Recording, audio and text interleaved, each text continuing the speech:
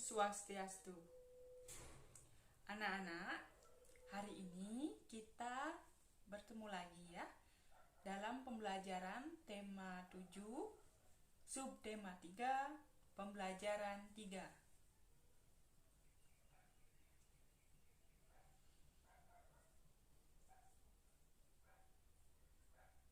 Adapun tujuan dari pembelajaran ini, yang pertama yaitu mengaitkan isi dongeng dengan kehidupan serta membaca dongeng dengan percaya diri.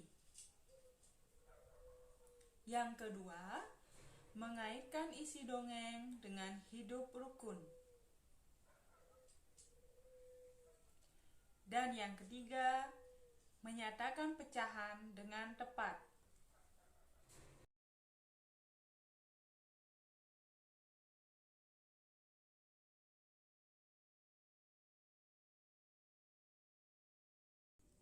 Bermain di kebun sekolah. Saat istirahat, Siti dan teman-temannya bermain di kebun sekolah. Di kebun sekolah terdapat tanaman obat keluarga atau toga. Siti duduk di kursi di sekitar kebun sekolah. Mereka membaca buku cerita sambil menikmati keindahan kebun. Di kebun, tampak kupu-kupu sedang terbang di antara tanaman. Dayu menyukai buku-buku cerita binatang.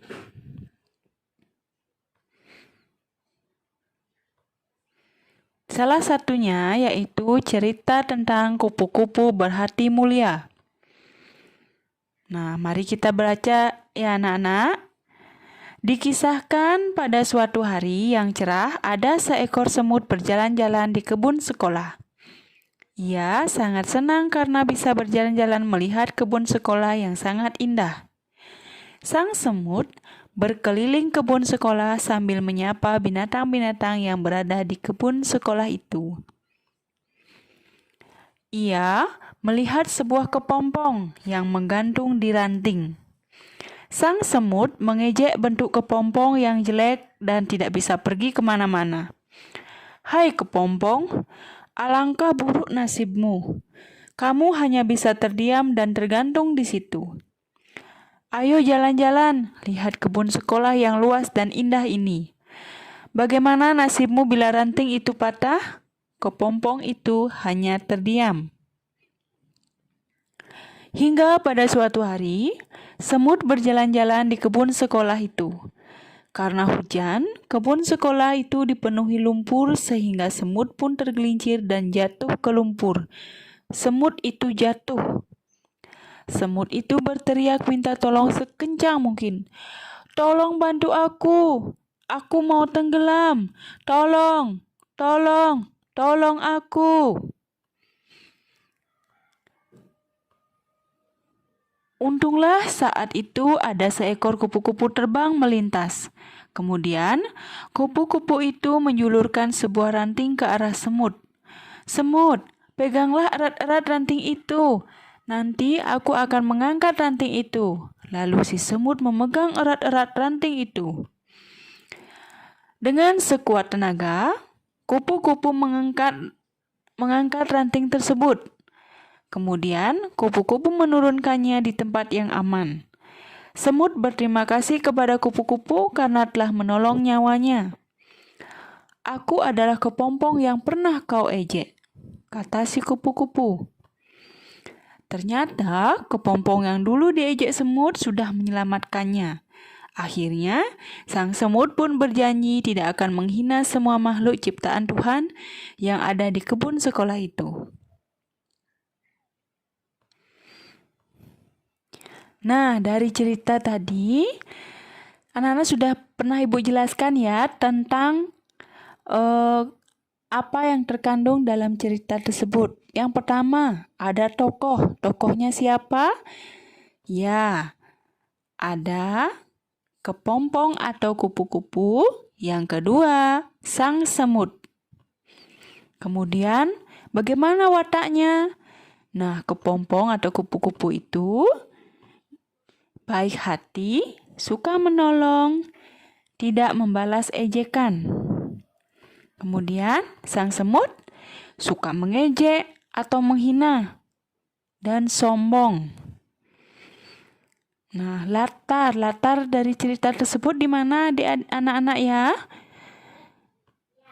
Ya, latarnya di kebun sekolah. Latar itu tempat terjadinya cerita tadi, yaitu di kebun sekolah.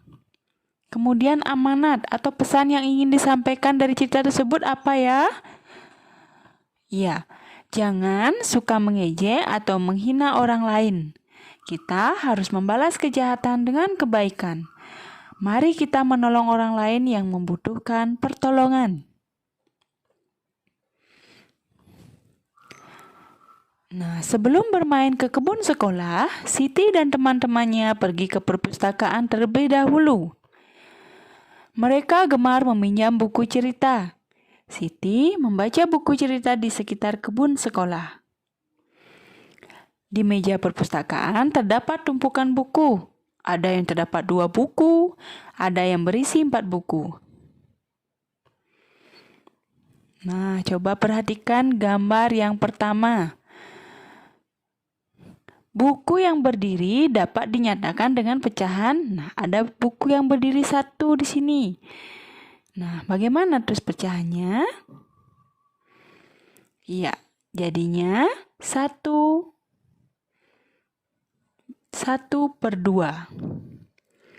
Kemudian soal yang kedua, buku warna merah dari tumpukan buku di samping dapat dinyatakan dengan pecahan. Nah, ada berapa buku merah di sini? Ada berapa? Ada 1. Dari berapa banyak buku? 1, 2, 3, 4. Jadi pecahannya bagaimana menyebutkan? Iya, 1/4. Yang ketiga, buku yang memiliki pita dari kumpulan buku di samping dapat dinyatakan dengan pecahan. Nah, ada yang isi pitanya berapa bukunya? 1. Jumlah bukunya di sini 2. Jadi pecahannya iya, 1/2 atau setengah. Soal nomor 4. Buku yang memiliki pita dari kumpulan buku di samping dapat dinyatakan dengan pecahan.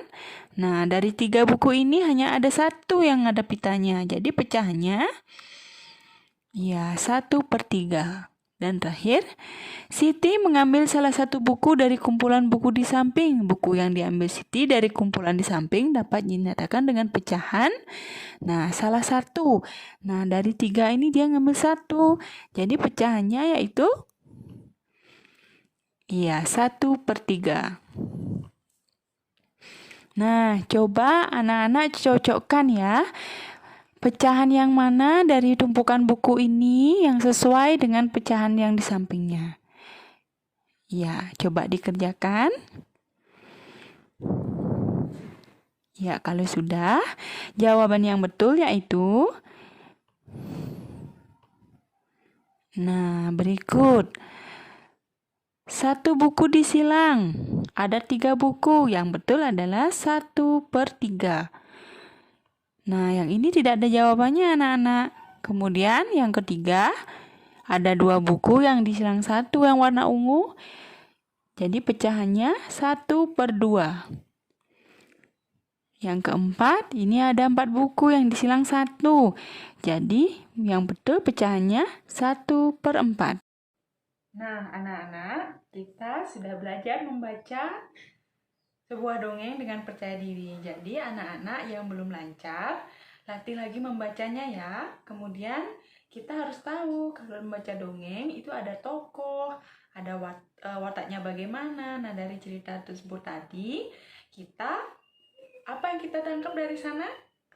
Nah, kita harus selalu hidup rukun meskipun berbeda. Tidak boleh sombong, dan tidak boleh mengejek ya. Nah, untuk berikutnya, anak-anak silakan jawab pertanyaan berikut ini ya. Kerjakan di buku tulis. Selamat belajar anak-anak, selamat mengerjakan. Om Santi Santi Santi Om.